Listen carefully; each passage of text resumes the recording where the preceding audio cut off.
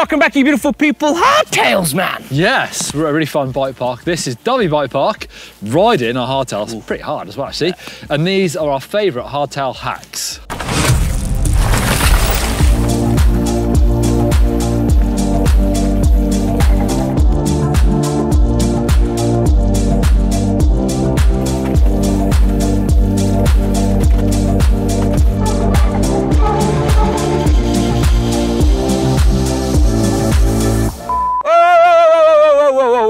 Don't forget to hit the like button, subscribe, and hit that bell notification because we do a video every single day of the year. 365 videos we do. You don't want to miss out on any of this hardtail action, plus other stuff.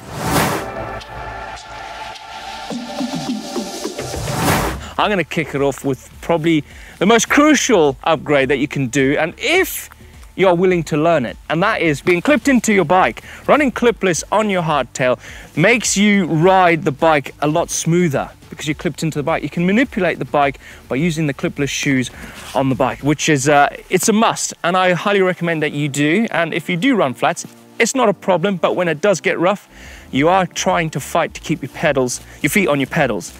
So clipless pedals, it's an upgrade. Yeah, I guess a lot of our hacks here are going to be setup tips hardtail. I love flat pedals on hardtails.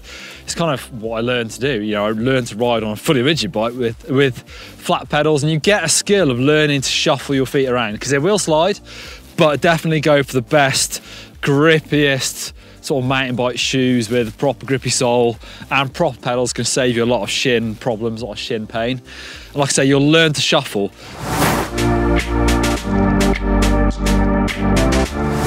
Other sort of bike setup things, well, mine and Blake's bikes are the same, Nukeproof Scouts, but I've got my setup actually completely differently. So I've got 140mm on the front of my bike. Blake's gone big, he's got 160, and I've gone for carbon wheels. These are FSA grades. So this is more of an all-rounder, a bit more of an XC style hardtail, I guess, compared to Blake's hard hitter, but still super capable.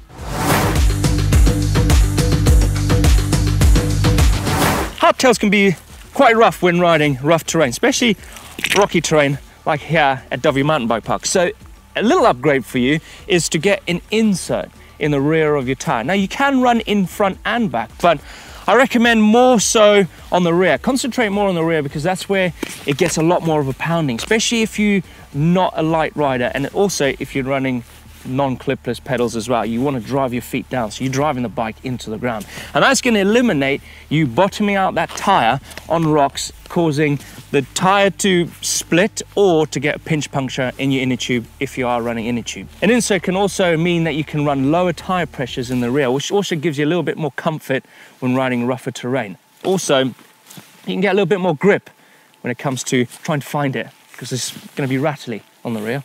But budget's always something to consider when upgrading your bike because it can get quite expensive, especially if you're going to buy an insert. And if budget is one of your things, then you can go with the homemade route and add in pipe insulation, which I've done before, and here's a little clip of that. It kind of works, it does work, so give it a go. You will get a lot of chain slap on a hardtail as well. So a really good upgrade if you don't have one is to a rear derailleur with a clutch. It really stops that cage coming forward and stops that chain slap a lot. You still will need to have some protection on your chainstay. Luckily my bike comes with this bonded on piece of rubber, works really well.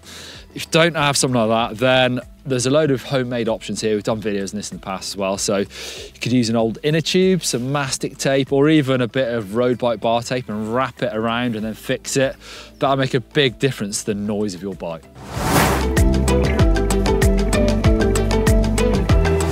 Another great hack is tires, because the hardtail is going to get a lot of pounding.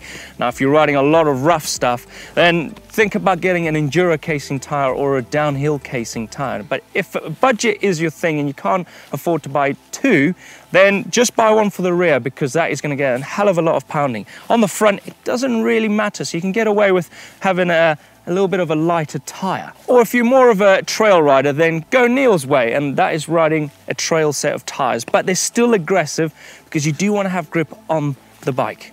Also, when looking for a tire is the profile of the tire. 2.6 is quite a big one. Also gives you a little bit more of a forgiving ride out there on rougher terrain. But depending on what kind of brand you go for, it all depends on what size you want. 2.4, 2.5, 2.6. Anything a bit bigger than that probably won't fit in your frame. Anything lower than that, you're going to be getting into issues like punctures, especially if you're riding rougher terrain.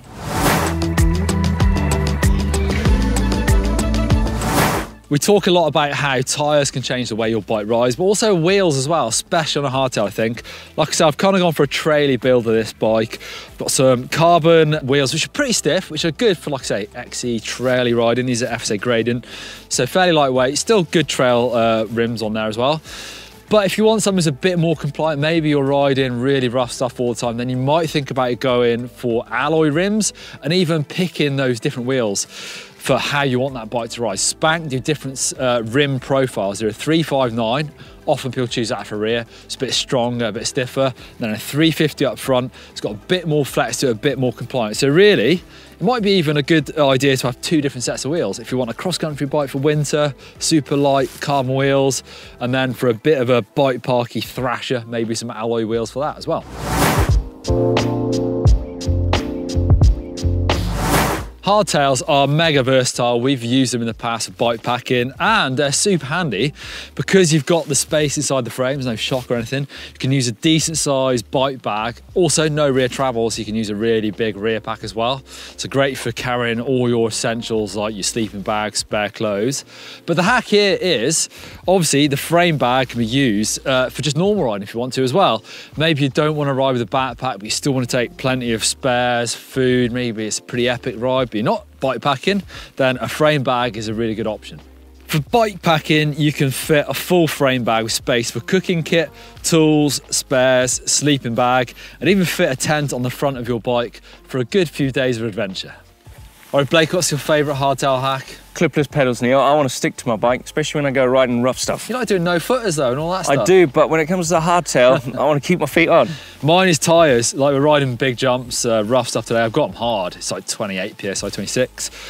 But if you want more comfort, running a bigger volume tyre, like a 2.6, maybe even 2.8, and running lower pressures, like low 20s, that will make a massive, massive difference to how much more comfortable your bike is. Exactly. Thumbs up, you love a hardtail. I do.